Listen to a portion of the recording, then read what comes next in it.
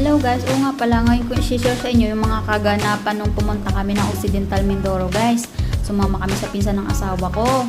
At dahil kaarawan ng magulang ng pinsan ng asawa ko, yun, nagluto sila ng menudo, ng fried chicken.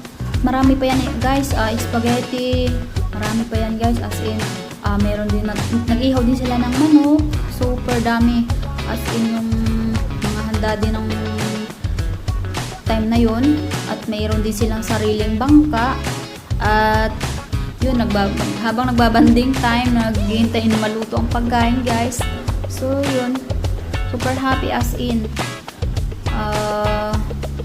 Yan, malapit sila guys sa tabing ilog. At nga pala, kumuha kami ng lukan guys, kung iwan ko kung anong tawag sa inyo yan, kung lukan ba, basta sa amin lukan ang tawag yan sa Occidental Mindoro guys. Super dami, as in, kinuha namin yan guys. Sulit. Natalaba pa ang aking paa dyan guys, pero hindi ko ramdamin yung sakit dahil sobrang happy ko guys. Malalaki siya guys, as in talaga. Kinilaw na namin yung iba niyan guys, kinain namin. So yun lang guys. Thank you for watching.